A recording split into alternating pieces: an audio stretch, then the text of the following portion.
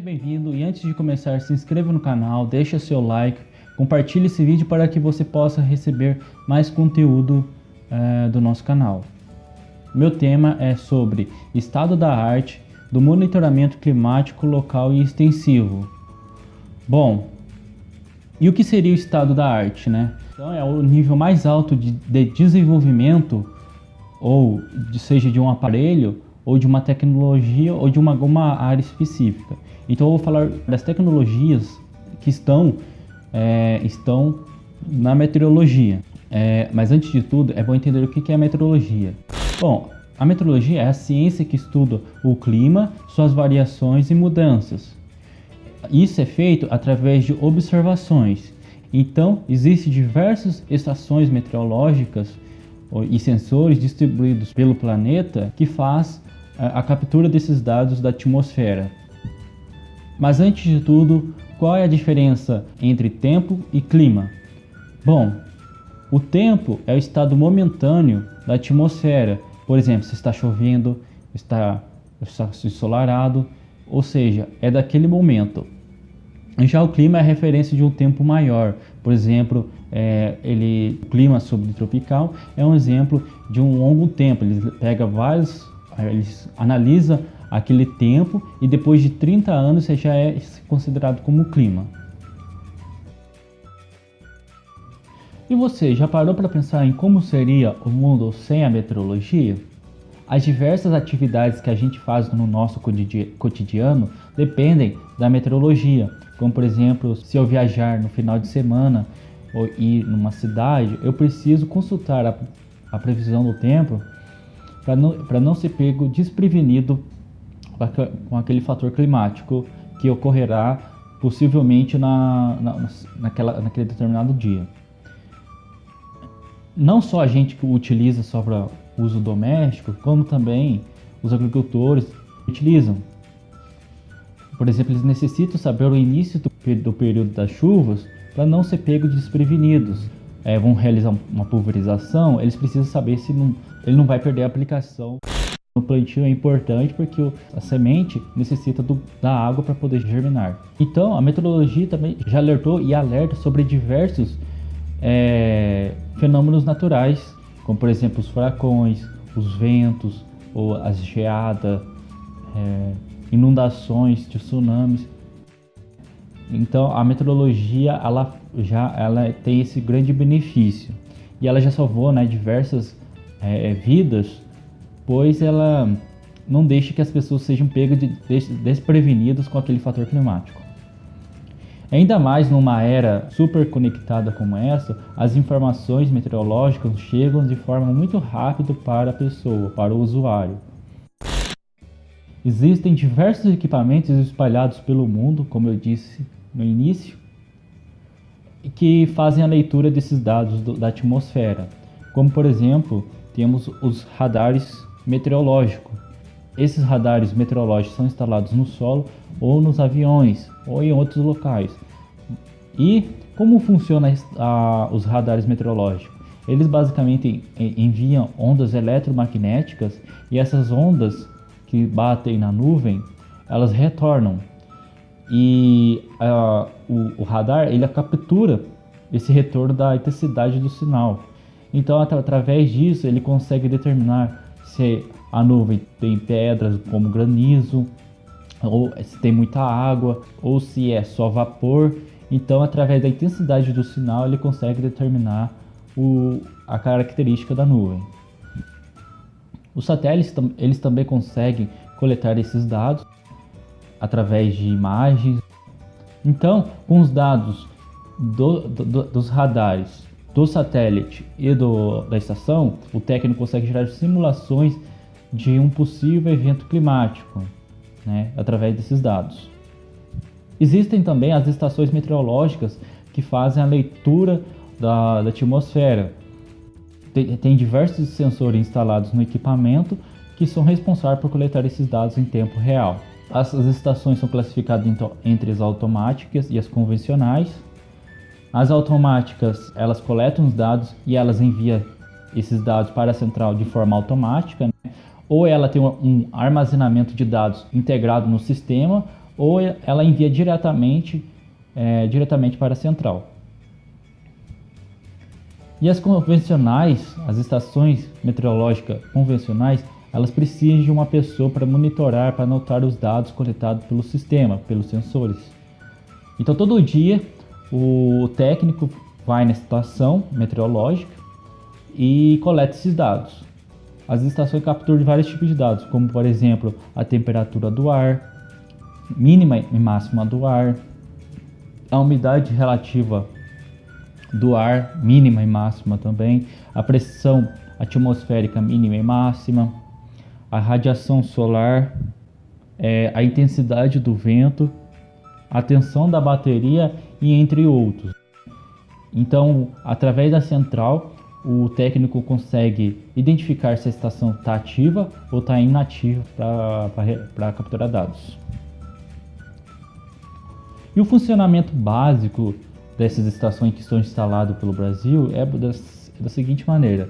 Então elas coletam esses dados, ela envia esses dados através de um satélite ou através de um dispositivo móvel. Esses dados chegam na central, são armazenados em bancos de dados. O técnico ele faz a análise desses dados, faz a correção desses dados e depois esses dados são publicados na web. Inclusive tem o site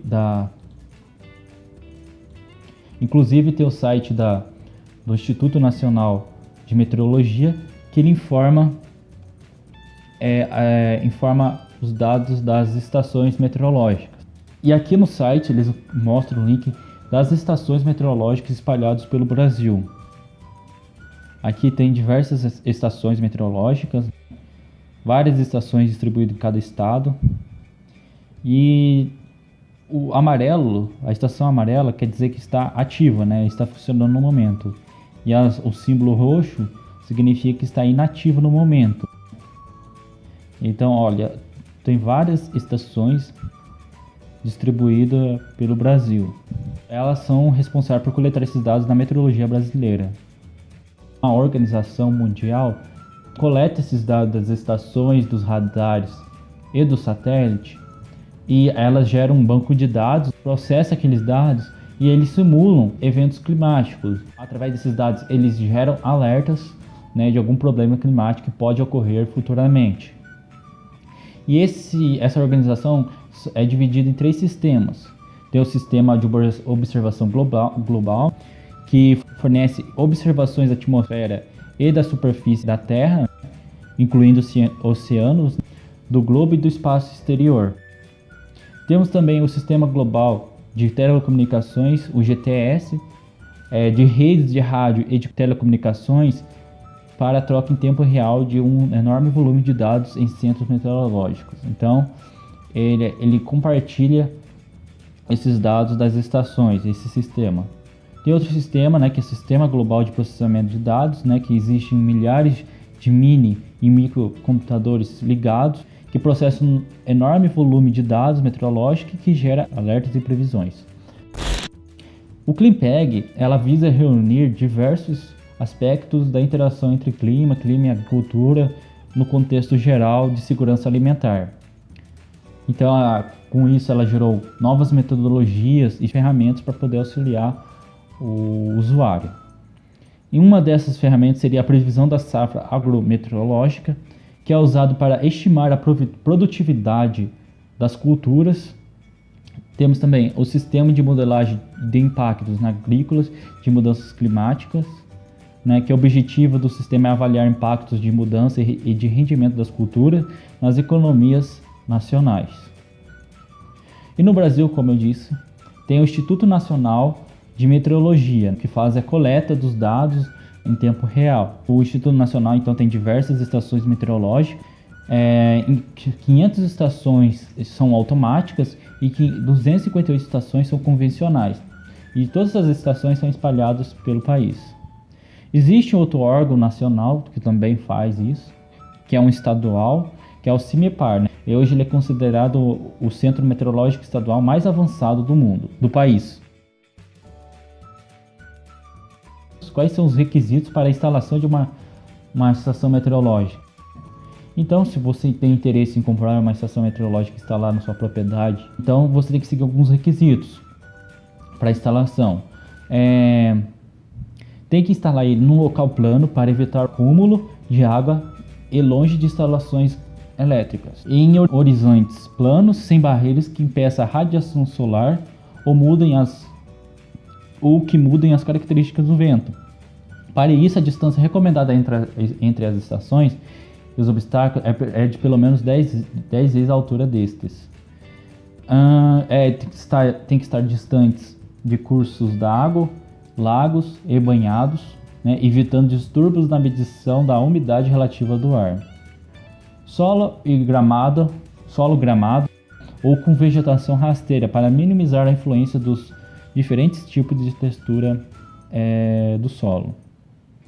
Bom, se você tem interesse de comprar uma estação meteorológica, você tem que observar que tipo de estação você pretende instalar, ou com armazenamento interno ou com telemetria de dados. O armazenamento interno seria basicamente uma estação que armazena esses dados em um dispositivo. E depois de um dia, você vai nessa estação, insere um pendrive ou um dispositivo móvel ou notebook e através de um software ele faz a coleta desses dados. E eu já da telemetria, o sistema, a estação, ele fica conectado à nuvem e através do sinal de satélite ele envia dados à nuvem através da nuvem você consegue pegar esses dados que estão salvos. Tem diversas empresas no mercado que vendem estações meteorológicas e aplicativos que acompanham essas estações, como por exemplo a Algo Smart, ela vende uma estação meteorológica e ela fornece vários tipos de benefícios. Ela determina o melhor momento para a aplicação de um agrotóxico. Ela oferece, no aplicativo, ela informa as melhores janelas de plantio e colheita. Ela gera relatórios mensais ao fim da safra. Faz o acompanhamento do campo e a distância, porque quando você compra esse serviço, você ganha pagando esse serviço, você tem treinamentos e técnicos que acompanham o seu campo, seja presencialmente ou à distância. E tem os treinamentos, eles oferecem os treinamentos ao comprar esse sistema. Tem outra empresa chamada Farms Edge, ela também vende estações meteorológicas e a estação fornece, através ou da telemetria ou interno, você consegue saber a temperatura, velocidade do vento, direção do vento, ponto de orvalho, precipitação e outros tipos de informações. Ela informa quando haverá mudanças do tempo perto da sua fazenda. Por exemplo, perto da sua fazenda está chovendo, então você consegue tudo saber pelo aplicativo, através de um radar. E é isso, pessoal. Esse é o nosso tema sobre as estações meteorológicas. Muito obrigado e até a próxima.